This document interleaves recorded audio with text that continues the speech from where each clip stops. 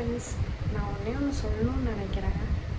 அது என்ன, ஒருத்தவங்க கஷ்டப்பட்டு ஒரு கிளாஸ் போய் படிச்சுட்டு அவங்க ஒரு என்டர்ப்ரனர் ஆகணும்னு நினைக்கும் போது அடுத்தவங்க சொல்கிற வார்த்தை கேட்கும் போது நம்மளுக்கு எவ்வளோ கஷ்டமாக இருக்கும். அவங்க சொல்கிறாங்க, இந்த மாதிரி நீ எதுக்கு காசு கொடுத்து படிக்கிற, இதை ஈஸியாக நீ யூடியூப்லேயே படிக்கலாம், அதை நானே சொல்லி தருவேன் அப்படிங்கிறாங்க.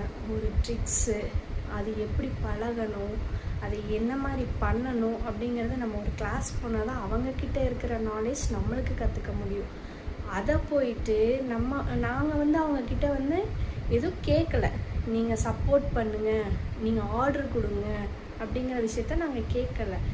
நான் சொன்னேன்னா ஓகே, அப்படியா எதாவது வந்தால் நாங்கள் சொல்கிறோம் அப்படிங்கிற விஷயத்தோடு நீங்கள் விட்டுருங்க. அது என்னது, நீங்கள் இதையே இவ்வளோ காசு கொடுத்து பழகிற, இதையே இவ்வளோ இதாக பண்ணுற, ஏன் இப்படி மட்டன் தட்டி பழகிறீங்க? ஃபஸ்ட்டு உங்களுக்கு பிடிச்சா அதை சப்போர்ட் பண்ணுங்கள், உங்களுக்கு பிடிக்கலையா அதை அவாய்ட் பண்ணிவிட்டு போயிட்டே இருங்க. இதுதான் என்னோட.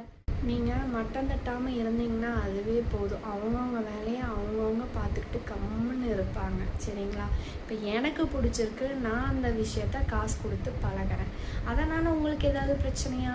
இல்லை, அதே தான் நானும் சொல்கிறேன். எனக்கு பிடிச்ச விஷயத்த நான் செய்யும் போது, ஒருத்தவங்களுக்கு பிடிச்ச விஷயத்த அவங்கவுங்க செய்யும் போது யாரையும் மட்டம் தட்டாமல் இருங்க, அதுவே போதும்.